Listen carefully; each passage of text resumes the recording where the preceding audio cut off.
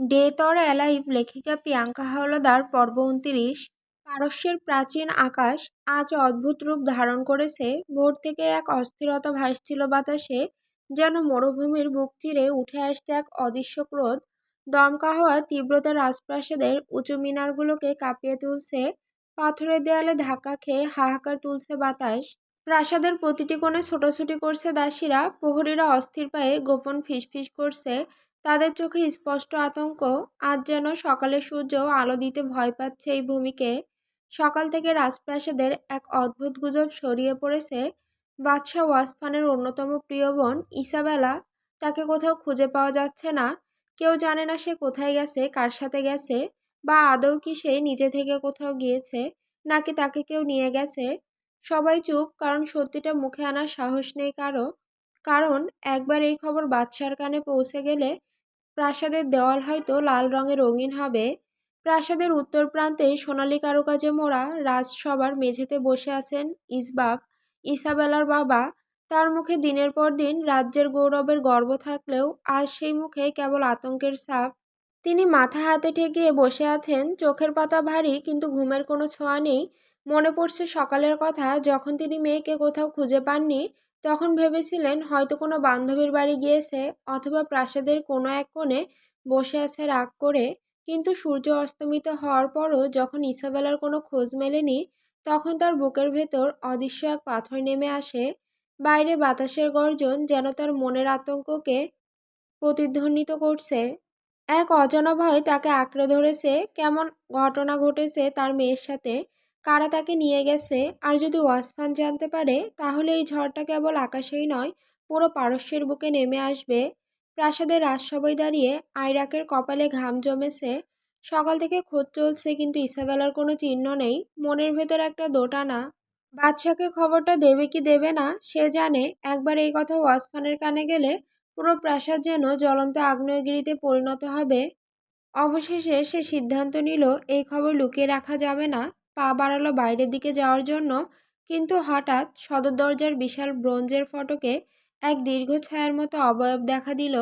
উঁচু কঠিন চেহারার সেই মানুষ, বাদশাহ ওয়াসফান, পাশে অর্ষা। দুজনের প্রবেশ যেন পুরো হলঘর এক নিমিষে নিস্তুপ হয়ে গেল। ওয়াসফান ঢুকতেই প্রথমে চারপাশের মুখগুলো পড়ে নিলেন। দাসীদের আতঙ্কিত চোখ, প্রহরীদের অস্থির পদক্ষেপ, আর মেঝেতে বসে থাকা ইসবাব, চোখে গভীর হতাশা ও ভয়ের ছাপ। ওয়াসফানের সন্দেহ মুহূর্তেই ধীর হলো। কোনো বড় কিছু ঘটেছে, আর সেটা তার অনুমান মতো সুখকর কিছু নয়। তিনি ধীরে ধীরে ভেতরে পা বাড়ালেন। চামড়ার বুটের শব্দ পাথরের মেঝেতে প্রতিধ্বনিত হচ্ছিল।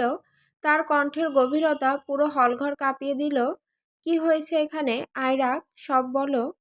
আইরাকের বুকের ভেতর ধকধক শুরু হলো। সে মাথা নিচু করে গলায় ভর মেশানো স্বর নিয়ে পুরো ঘটনাটা খুলে বলল। সকাল থেকে ইসাবেলার কোনো খোঁজ নেই, সব খোঁজাখুঁজি ব্যর্থ হয়েছে। শব্দগুলো শেষ হওয়া মাত্রই ওয়াসফানের চোখে জ্বলে উঠল দাউ দাউ আগুন। মুখের ধমনী ফুলে উঠেছে, শ্বাসের গতি ভারী। রাগে যেন তার দেহ থেকে তাপ ছড়িয়ে পড়ছে। যেন এক দণ্ডের মধ্যে প্রাসাদের বাতাসও ভারী হয়ে গেছে।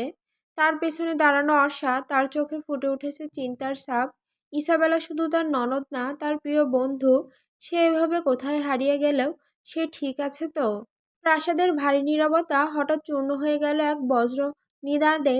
এতগুলো দাসদাসী প্রহরী, তবু আমার ইসাবেলা কোথায় গেল সেটা কেউ জানে না। ওয়াসফানের কণ্ঠে ছিল বজ্রপাতের গর্জন, যা প্রাসাদের প্রাচীন দেওয়াল কাঁপিয়ে তুলল। তার চোখে আগুনের শিখা, ঠোঁট শক্তভাবে চেপে ধরা। তিনি আরেক ধাপ এগিয়ে গর্জে উঠলেন, যদি আমি ইসাবেলাকে খুঁজে না পাই, তবে আজ এই প্রাসাদে একটি গর্দানও অক্ষত থাকবে না। মনে রেখো, কাউকে আমি ছাড়ব না। তার কথা শুনে দাসদাসীদের মুখ ফ্যাকাশে হয়ে গেল।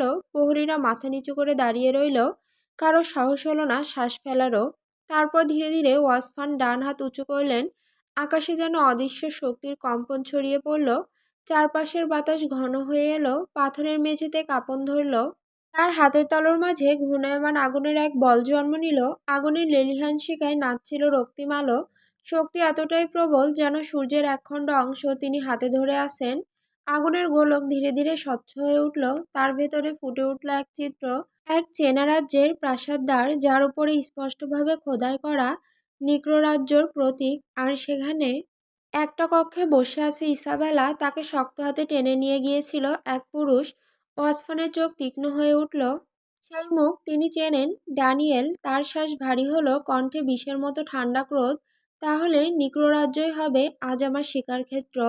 আগুনের বল ধ্বংস হয়ে ছায়ের মতো ঝরে পড়ল, কিন্তু প্রাসাদের ভেতর রয়ে গেল এক অদৃশ্য তাপ, যেন ঝড়ের আগে মৃত্যুর নীরবতা। ওয়াসফানের চোখে আগুনের শিখা জ্বলছে, কণ্ঠে গর্জন যেন যুদ্ধের ডাক। তিনি সিংহের মতো ছটফট করে দাঁড়িয়ে উঠলেন। চারপাশে দাসদাসী প্রহরীরা আতঙ্কে মাথা নিচু করে রইল। তৈরি হও সবাই, আজ নিগ্রোরাজ্যের শেষ দিন। ওই রাজ্যের মাটি লাল হয়ে যাবে রক্তে। কেউ, হ্যাঁ কেউই বাঁচতে পারবে না। আর সেই ড্যানিয়েলের মাথা, আজ আমি নিজের প্রাসাদের প্রাঙ্গণে ফুটবল খেলবো। তার কথা শেষ হওয়ার আগেই দূর থেকে পায়ের শব্দ যেন বাতাস কেটে আসছে কেউ। এক দাসী দৌড়াতে দৌড়াতে এসে হাঁপাতে হাঁপাতে সামনে থামলো, মুখে আতঙ্ক, চোখে জল। বাদশাহ, খবর, মেসোপটেমিয়া রাজ্যের প্রিন্সেস এলিনা, এলিনা সুইসাইড করেছেন। শব্দগুলো যেন বজ্রঘাত হয়ে আছড়ে পড়ল প্রাসাদের বুকে। মুহূর্তে নীরবতা নেমে এলো, দাসীরা চোখ নামিয়ে ফেলল, প্রহরীদের মুখে অবিশ্বাসের ছাপ। বর্ষা নিজের ঠোঁট চেপে ধরল। ওয়াসফান অবাক হয়ে স্থির দাঁড়িয়ে রইলেন, কিন্তু তার পাশেই থাকা বৃদ্ধ সম্রাট, তার চোখে কষ্টের ছায়া আরো গভীর হলো। তিনি দীর্ঘশ্বাস ফেললেন, মনে মনে বললেন, এবার আমার ছোট ছেলেকে আমি কিভাবে বাঁচাবো। এতদিন ধরে তিনি শুধু লক্ষ্য করতেন। যেদিন থেকে এলিনার বিয়ে ভেঙে গেছে ওয়াসফানের সঙ্গে, তখন থেকেই তার ছোট ছেলে। হ্যাঁ, ঠিকই বুঝেছেন। জাইমের ব্যবহারে সে বুঝে গেছে পাগলের মতো ভালোবেসে এসেছে সেই মেয়েটিকে। কিন্তু সে কখনো কাউকে বুঝতে দেয়নি, ভালোবাসাটা লুকিয়ে রেখেছে বুকের গভীরে। আর সেই প্রিয় মেয়ের মৃত্যুর সংবাদ শুনে বৃদ্ধ সম্রাটের বুক হঠাৎ মোচড় দিয়ে উঠল। হাত দিয়ে বুকে চেপে ধরলেন তিনি। শ্বাস ভারী হয়ে এলো, ঠোঁট কেঁপে উঠল, চোখের সামনে সব ঝাপসা হতে লাগলো। তিনি দুলে উঠলেন, শরীর অসাড় হতে লাগলো। ঠিক তখনই তার বড় ছেলে ওয়াসফান বিদ্যুৎ গতিতে এগিয়ে এসে বাবার শরীরে জড়িয়ে ধরে তাকে পড়ে যেতে দিলেন না। প্রাসাদের ভেতর তখন কেবল শোনা যাচ্ছিল ঝড়ের আগে এক ভয়ঙ্কর নীরবতা, যেন এই মৃত্যুর সংবাদ রাজ্যের প্রতিটি হৃদয়ে অন্ধকার নামিয়ে এনেছে। ওয়াসফান শক্ত হাতে বাবার অচেতন দেহটিকে আঁকড়ে ধরে দ্রুত কক্ষের দিকে নিয়ে গেলেন। তার চোখে তীব্র চিন্তার ক্রোধ, কিন্তু ঠোঁট শক্ত করে বন্ধ, যেন কথা বেরোলেই বজ্রপাত নামবে। রাজবৈদ্যের জন্য বার্তা পাঠানো হয়েছে আগেই। মুহূর্তেই প্রাসাদের করিডোর দিয়ে রাজবৈদ্যের প্রবেশ। সাদা পোশাক, কপালে ভাঁজ, হাতে চিকিৎসার থলি। তিনি এগিয়ে এসে বৃদ্ধ বাদশাকে গভীরভাবে পর্যবেক্ষণ করলেন। নাড়ি ছুঁয়ে দেখলেন, বুকের উপর হাত রাখলেন, চোখের পাতা তুললেন। কিছুক্ষণ নীরব থাকার পর গম্ভীর কণ্ঠে বললেন, বাদশাহ, আপনার বাবা হার্ট অ্যাটাক করেছেন। তিনি এখন কোমায় আছেন। কবে জ্ঞান ফিরবে সেটি এখন বলা কঠিন। কথাগুলো যেন কক্ষের ভেতর ভারী পাথরের মতো নেমে এলো। বৈদ্য সামান্য মাথা নত করে সরে গেলেন। পেছনে রইল শুধু নিস্তব্ধতা। ওয়াসফানের শরীরে যেন আগুন দাউ দাউ করে জ্বলছে, তার চোখ লাল হয়ে উঠেছে। হাতের মুঠো এতটাই শক্ত করে চেপে ধরেছে যেন মুহূর্তেই ভেঙে ফেলবে সবকিছু। আজকের দিনটা তার কাছে শুধু বেদনার ক্রোধের সমুদ্র। ইসাবেলার হারিয়ে যাওয়া, এলিনার মৃত্যু, এবং এখন বাবার কমা, সবকিছু যেন একসাথে ছিঁড়ে ফেলছে তার ভেতরটা। পেছনে দাঁড়িয়ে আছে অর্ষা, তার চোখে অশ্রু গড়িয়ে পড়ছে চুপি চুপি। মনে মনে তার বুক ভেঙে যাচ্ছে এই ভেবে, আমার কারণে কি এমনটা ঘটলো। এলিনা তো ভালো মেয়ে ছিল, আমি কি তার মৃত্যুর কারণ হলাম। যদি আমি না থাকতাম তবে কি সে মরতো না। চোখের জল থামাতে পারছে না অর্ষা। তার সামনে দাঁড়ানো ওয়াসফানের ক্রোধ যেন প্রাসাদের প্রতিটি দেওয়াল কাঁপিয়ে দিচ্ছে, ঠিক ঝড়ের আগের সেই ভয়ঙ্কর নীরবতার মতো। ওয়াসফানের বুকের ভেতর তখনও আগ্নেয়গিরির মতো ফুঁসছে ক্রোধ। চোখে যেন রক্তিম আগুন, মুখে কঠোরতার ছাপ। কিন্তু ঠিক তখনই তার দৃষ্টি পড়ল অর্ষার দিকে। নিঃশব্দে দাঁড়িয়ে থাকা, চোখের কোণে ঝরে পড়া জলকণা যেন নিঃশব্দে হাজারো কথা বলছে। এক মুহূর্তের জন্য ওয়াসফানের রাগ থেমে গেল, তার চোখে গাঢ় গম্ভীরতা নেমে এলো। সে ধীরে মুখ ঘুরিয়ে আয়রাকের দিকে তাকালো, তার কণ্ঠ গভীর, ধীর, যেন বজ্রের শব্দে যুদ্ধের ডাক। নিকারো রাজ্যে যুদ্ধের ঘোষণা পাঠাও, বলো আমরা আসছি, কিন্তু তার আগে আমি মেসোপটেমিয়া রাজ্যে যাব, জাইমকে দেখে আসব, তারপরে ওই রাজ্যের ওপর ঝড় নামবে। কথাগুলো শেষ করেই সে অর্ষার হাত শক্ত করে ধরল, যেন সেই স্পর্শে অর্ষাকে বোঝাতে চাইছে, এই অন্ধকারের মাঝেও তুমি আমার সঙ্গী। কোনো কথা না বলে সে তাকে নিয়ে পা বাড়ালো নিজেদের কক্ষের দিকে, যেখানে দরজার ওপারে অপেক্ষা করছে আরও গোপন কথা, আরও গভীর পরিকল্পনা। কক্ষে ঢুকেই ওয়াসফান থামলো, তার চোখ সরাসরি খুঁজে নিল অর্ষার। ভেজা চোখ, কাপা ঠোঁট, নীরব অপরাধবোধে ডুবে থাকা এক মুখ। সে ধীরে তাকে নিজের সামনে দাঁড় করায়, দুই হাত বাড়িয়ে আলতো করে মুছে দিল অর্ষার চোখের জল, যেন প্রতিটি বিন্দু তার কাছে অমূল্য রত্ন। এত মূল্যবান জিনিস এভাবে নষ্ট করছো কেন? তার কণ্ঠে ছিল নরম সুর, যেন গর্জন থেমে গিয়ে রয়ে গেছে শুধু মমতা। এভাবে কেঁদে কি হবে? যা হয়েছে তাতে তোমার কোনো দোষ নেই। নিজেকে কখনো দোষী ভেবো না। সে আমাকে ভালোবাসতো, কিন্তু আমি তাকে কখনো বাসিনি।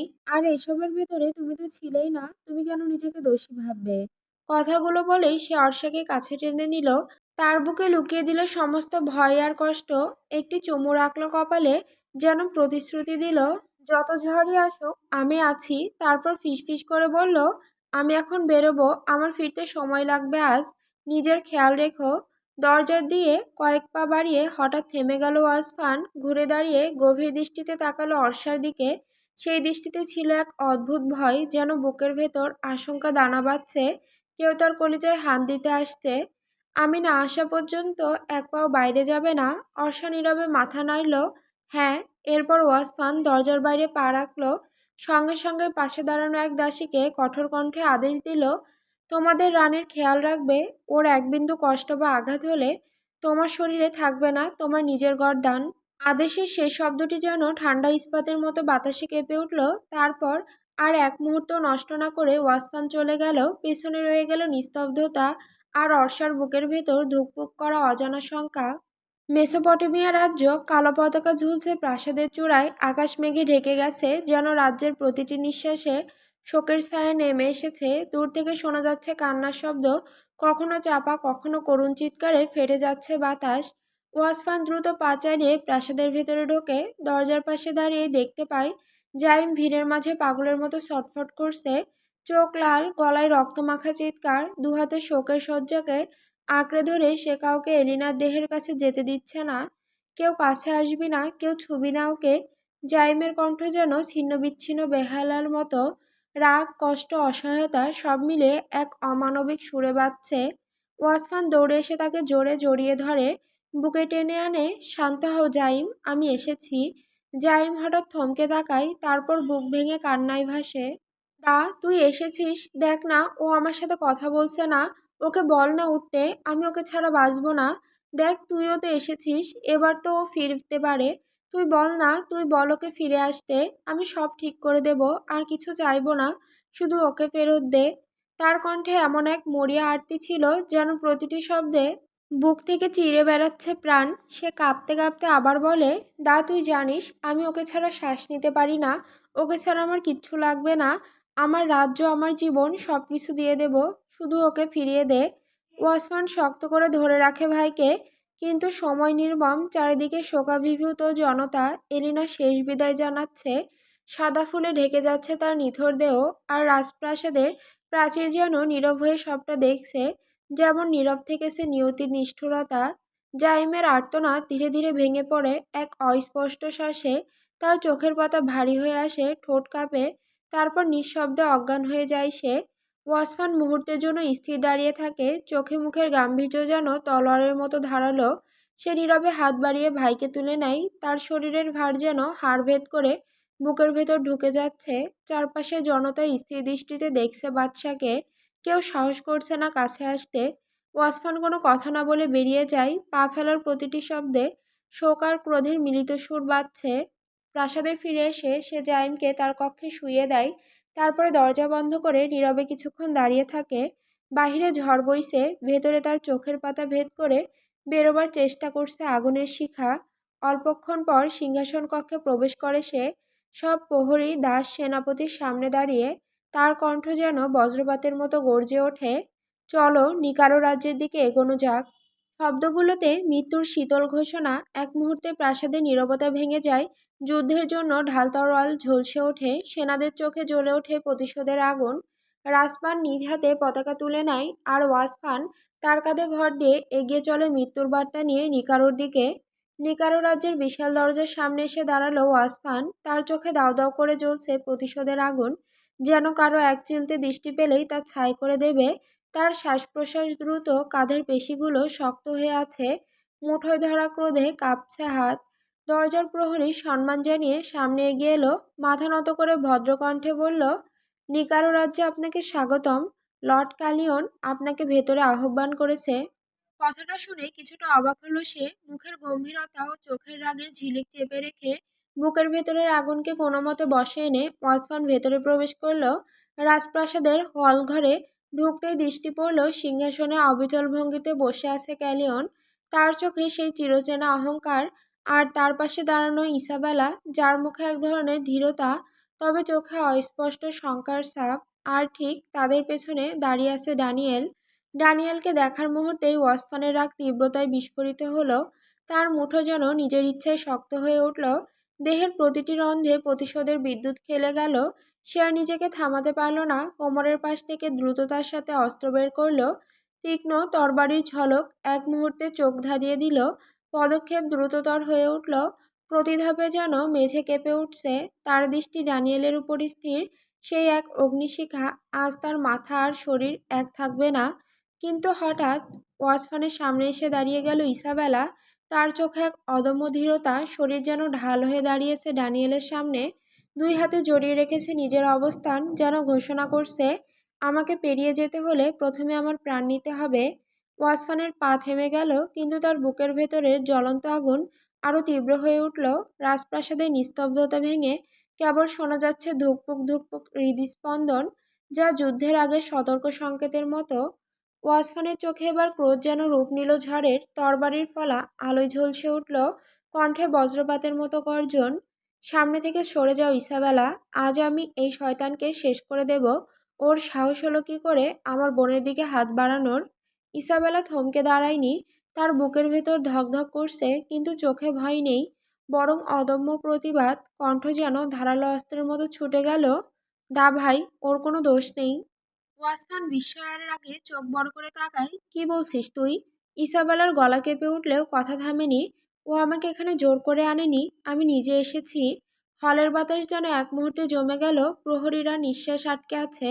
ড্যানিয়েলের মুখে বিস্ময়, আর ক্যালিয়নের ঠোঁটে অদ্ভুত এক অর্ধহাসি খেলে গেল। ওয়াসমানের হাতের মুঠো শক্ত হয়ে উঠল। রাগ, অবিশ্বাস আর আঘাতের ঢেউ যেন তার শিরায় শিরায় ছুটে যাচ্ছে। ওয়াসফানের চোখে এবার ক্রোধ যেন আগ্নেয়গিরির মতো ফেটে পড়ল। সে হুঙ্কার ছেড়ে গর্জে উঠল, পাগল হয়ে গিয়েছিস তুই ইসাবেলা? নিজের মুখে কি বলছিস তা ঠিক মতো জানিস তো? এই পাগলামি করিস না। আমি জানি ও তোকে ব্রেন ওয়াশ করেছে, তাই তুই এসব বলছিস। না হলে তুই কেন এই শয়তানের হাত ধরে এখানে আসবি? ইসাবেলা এক মুহূর্ত চুপ করে দাঁড়ালো, তারপর স্থির কণ্ঠে বলল, কেউ আমাকে ব্রেন ওয়াশ করেনি দা ভাই। আমি এখানে এসেছি কারণ আমি ড্যানিয়েলকে ভালোবাসি। তাই আমি ওর সাথে এসেছি, আর আমি এই রাজ্যেই ওর সাথে থাকতে চাই সারা জীবন। ওয়াসফানের মুখের রং মুহূর্তে বদলে গেল। রাগ, অবিশ্বাস, আঘাত সব মিলেমিশে এক তীব্র ঝড় তৈরি হলো তার চোখে।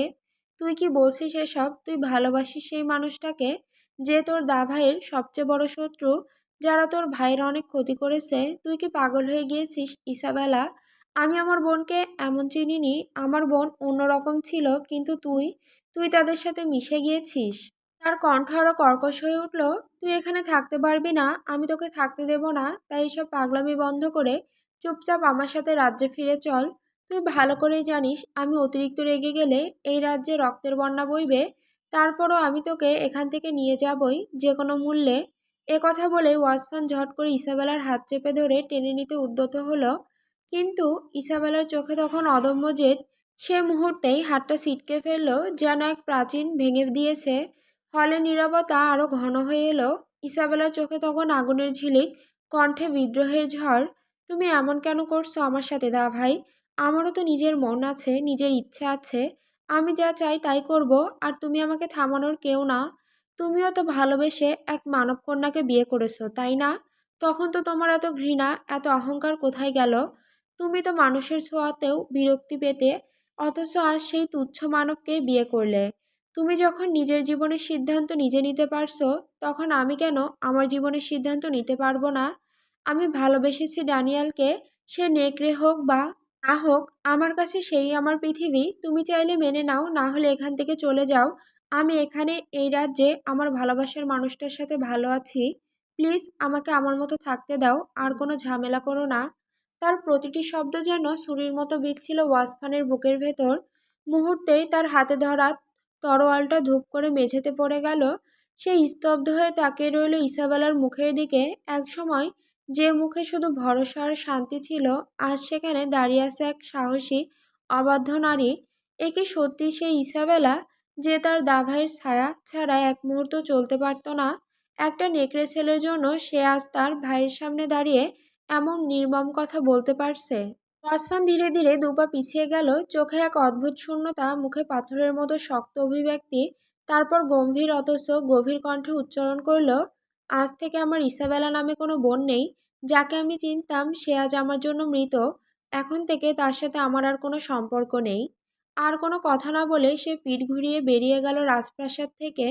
পেছনে রইল নীরব এক রাজদরবার আর ইসাবেলার বুকের ভেতরে ঝড়। কথাগুলো শুনে ইসাবেলার চোখে ঝাপসা জল এসে ভরে গেল।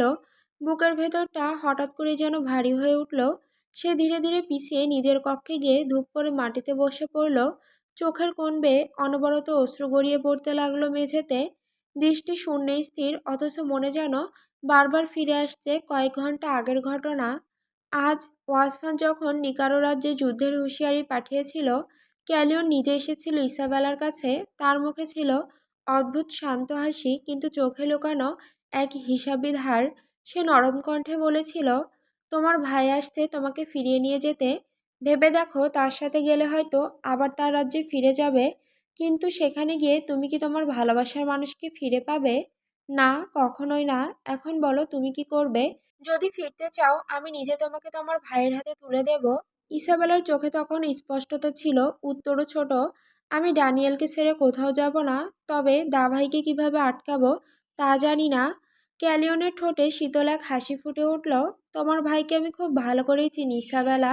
সে কাউকে তোয়াক্কা করে না। হাজারো বাধা পেরিয়ে লাশের পাহাড় গড়ে হলেও সে তোমাকে নিয়ে যাবে। কিন্তু তাকে আটকানোর উপায় আছে, মাত্র একটি উপায়।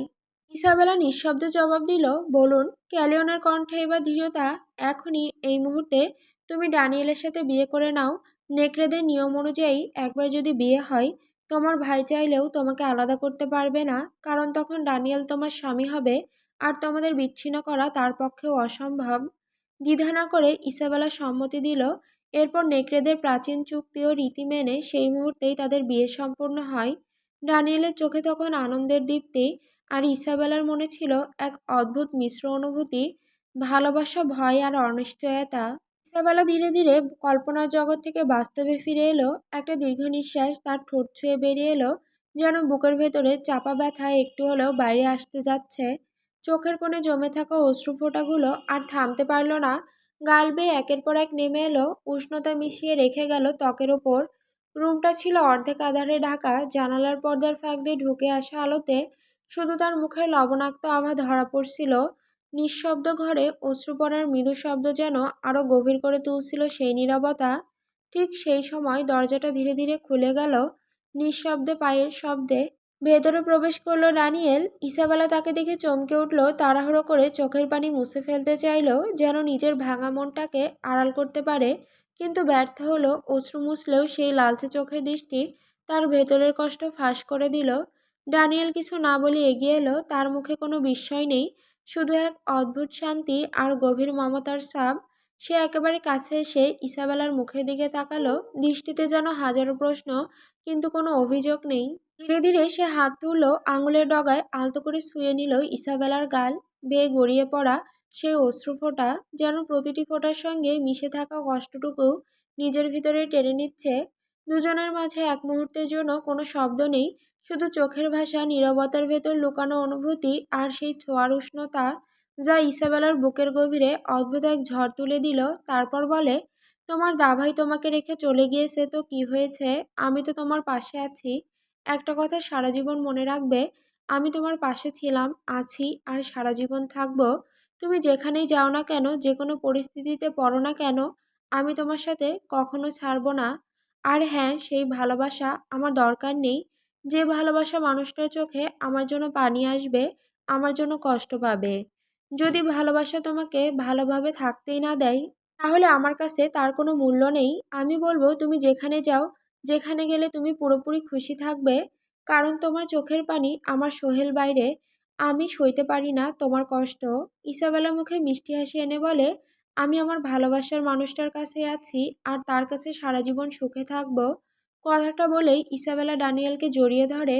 ড্যানিয়েল ইসাবেলাকে তার বুক থেকে উঠে দুহাত দিয়ে তার গাল চেপে ধরে। ঠোঁটে লাগা মিষ্টি হাসিটা যেন উপভোগ করতে চাইছে সে, তাই তার ঠোঁটে সমস্ত কষ্ট মুছে দেবে আজ। ধীরে ধীরে ইসাবেলার ঠোঁটে চুমু খেতে নেয় ড্যানিয়েল। ইসাবেলা লজ্জায় নিজের চোখ বন্ধ করে নেয়, কিন্তু হঠাৎ ড্যানিয়েল থেমে যায়। তার কিছু একটা মনে পড়ে যায়, তাই সেই ঝামেলাকে ছেড়ে দিতে সঙ্গে সঙ্গে উঠে দাঁড়ায়। ইসাবেলা এবার ধীরে ধীরে চোখ খুলে জিজ্ঞাসার ভান করে তাকায় ড্যানিয়েলের দিকে। ড্যানিয়েল বলে, আমার একটা জরুরি কাজ পড়ে গেছে, আমাকে এখনই যেতে হবে। কথাটা বলেই দ্রুত পদক্ষেপে রুম থেকে বের হয়ে যায় ড্যানিয়েল। রুম থেকে বেরিয়ে ড্যানিয়েল দ্রুত পদক্ষেপে করিডোর পেরিয়ে সোজা চলে আসে ক্যালিয়নের কক্ষে। ক্যালিয়ন যেন আজ উচ্ছ্বাসে ভরপুর, তার মুখে বিরল এক আনন্দের ঝলক, চোখে বিজয়ের আলো। ড্যানিয়েল প্রবেশ করতেই ক্যালিয়ন উঠে দাঁড়িয়ে তার দিকে এগিয়ে আসে। এক মুহূর্ত দেরি না করে সে ড্যানিয়েলকে শক্ত করে জড়িয়ে ধরে, তার পিঠে আস্তে আস্তে হাত বুলিয়ে দিতে দিতে উচ্ছ্বসিত কণ্ঠে বলে ওঠে, বা সাহসিকতার জন্য তোকে অভিনন্দন ড্যানিয়েল। তুই তোর লক্ষ্যে পৌঁছে গিয়েছিস। আমি জানতাম এই কাজটা শুধু তুইই পারবি, আর তুই প্রমাণ করে দেখিয়েছিস। ক্যালিয়নের ঠোঁটে তৃপ্তির হাসি, যেন বহুদিনের পরিকল্পনার শেষ বাধা পেরিয়ে এসেছে সে। তার চোখে ধূর্ত উজ্জ্বলতা, কণ্ঠে চাপা বিজয়ের সুর। সে আরও ঝুঁকে এসে ধীরে কিন্তু স্পষ্টভাবে বলে, এখন শুধু আমার আর একটা কাজ করে দে, তাহলেই সব শেষ হবে। তুই যা করেছিস সত্যি ভালো করেছিস, কিন্তু এখন আরেকটা কর, শুধু ইসাবেলাকে প্রেগনেন্ট করে দে, তারপর ওকে তার ভাইয়ের কাছে ছুঁড়ে ফেলে দিয়ে আয়। কথাগুলো বলার পর ক্যালিয়নের মুখে এক অদ্ভুত নিষ্ঠুর হাসি ফুটে ওঠে, যেন তার বিজয়ের মুকুটে শেষ রত্ন জুড়ে দেওয়ার প্রস্তুতি চলছে। ক্যালিয়নের মুখে তখনও সেই নিষ্ঠুর তৃপ্তির হাসি লেগে আছে, কিন্তু তার কথাগুলো ড্যানিয়েলের কানে পৌঁছাতেই যেন ভেতরে কিছু ভেঙে পড়ে। হৃদয়ের গভীরে কোথাও ভারী পাথর চাপা পড়ে, এক অদৃশ্য কষ্টের ঢেউ গলার কাছে এসে থমকে যায়। এক মুহূর্ত নীরব থাকার পর ড্যানিয়েলের চোখে দৃষ্টি কঠিন হয়ে ওঠে। তার কণ্ঠে শোনা যায় দৃঢ়তার সুর, দুঃখিত লর্ড ক্যানিয়েল, আমি আপনার এই আদেশ মান্য করতে পারবো না। মাফ করবেন আমায়। আমি ইসাবেলাকে ভালোবেসে ফেলেছি, আর আমি আমার ভালোবাসার মানুষটাকে কষ্টে পৌঁছে এমন কিছু কখনোই করতে পারবো না। শব্দগুলো ধীরে উচ্চারিত হলেও তাতে ছিল অটল সংকল্পের ওজন। ড্যানিয়েলের চোখে তখন ছিল এক অদম্য দীপ্তি, যেন কোনো ঝড়, কোনো ষড়যন্ত্রই সেই ভালোবাসার দেয়াল ভেদ করতে পারবে না। ক্যালিয়নের মুখের হাসি আস্তে আস্তে মিলিয়ে যেতে শুরু করে, আর বাতাসে ভেসে ওঠে এক অদ্ভুত নীরবতা। ঘর জুড়ে নীরবতা, যেন প্রতিটি দেওয়াল কান পেতে দাঁড়িয়ে আছে। ক্যালিয়ন চেয়ার থেকে ধীরে ধীরে উঠে দাঁড়ায়, তার চোখে রাগের আগুন, অথচ সেই আগুনের ভেতরে চাপা কোনো অস্থিরতা। সে গম্ভীর কণ্ঠে বলে উঠল, কি বলছিস তুই ড্যানিয়েল? এসব পাগলামি শোনাচ্ছিস কেন? তুই পাগল হয়ে গিয়েছিস নাকি?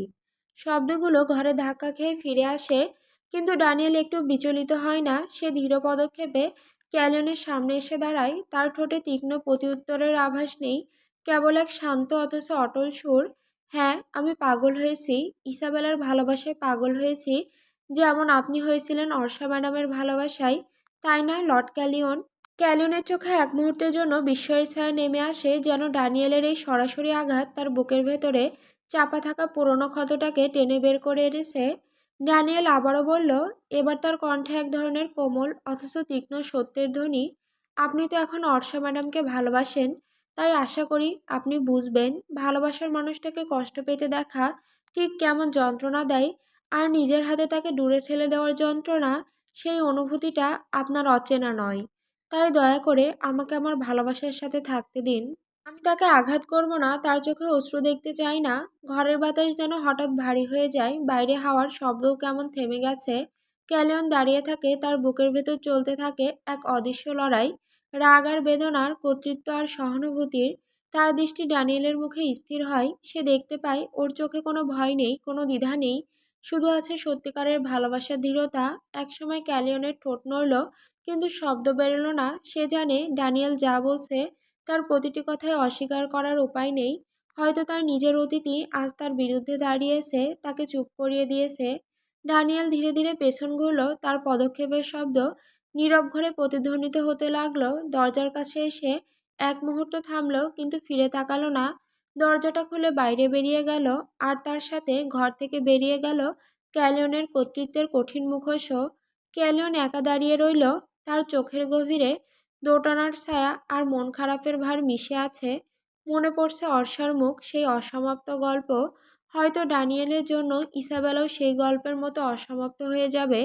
কিন্তু এবার সে কি সেই ভুলটা হতে দেবে? কোনো উত্তর নেই, শুধু নিস্তব্ধতা আর এক অদৃশ্য দ্বন্দ্ব ক্যালিয়নের বুকের ভেতর চেপে বসে আছে। বর্ষা নিজের কক্ষে নিঃশব্দে বসেছিল, দরজার বাইরে হাওয়া ধীরে ধীরে বইছে, কিন্তু ভেতরে যেন নিস্তব্ধতার ভার জমে আছে। তার চোখ জানালার বাইরে, অথচ মন কোথাও নেই। সম্ভবত দিনভর ঘটে যাওয়া অস্থির ঘটনাগুলোই ঘুরপাক খাচ্ছে মাথার ভেতর। হঠাৎ অজান্তেই তার কাঁধে এসে থামে একজোড়া ঠান্ডা হাত। শিরদাঁড়া বেয়ে কেঁপে ওঠে তার পুরো শরীর। এই ছোঁয়া চেনা, খুবই চেনা। এমন স্পর্শে কথা বলার প্রয়োজন নেই, কারণ এই ছোঁয়া একটাই মানুষের, যে মানুষটা তার জীবনের সব ঝড়ের মাঝেও দাঁড়িয়ে থাকে তার পাশে। অর্ষা কিছু বলে না, শুধু স্থির হয়ে বসে থাকে। চোখের পাতা ধীরে নেমে আসে, মনে হয় বুকের ভেতরের সব অস্থিরতা মিলিয়ে যাচ্ছে। ওয়াসফানও কোনো কথা বলে না, শুধু তাকে পেছন থেকে জড়িয়ে ধরে, তার বুকে যেন নিজের সমস্ত ক্লান্তি নামিয়ে রাখছে। ওয়াসফান নিঃশব্দে বসে আছে, তার বাহুতে জড়িয়ে ধরা অর্ষার ছোট্ট শরীর যেন তাকে ধরে রাখে, অথচ নিজেই যেন সবকিছুর ভার বোঝে। দীর্ঘশ্বাস ফেলে যেন সেই শ্বাসের সঙ্গে বেরিয়ে যাচ্ছে তার ভেতরের একরাশ কষ্ট, 1 মিলিয়ন অজানা অনুভূতি। অর্ষা তার নিঃশব্দতার কারণ বুঝতে পারে, চোখে চোখ রেখে ধীরে ধীরে জিজ্ঞেস করে, আজ আমার খারুসমানটার কি হলো? সাধারণত তো তার মুখে সবসময় রাগ ঝুলে থাকে, আজ কেন এতটা শান্ত, এতটা চুপচাপ?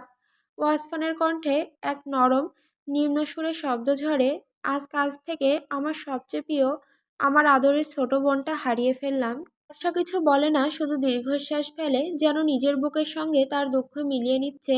কিছুক্ষণের নীরবতার পর অর্ষা সাবধানে জিজ্ঞেস করে, ইসাবেলা, কি হয়েছে? ও কি আপনার সাথে ফিরে আসতে চায়নি?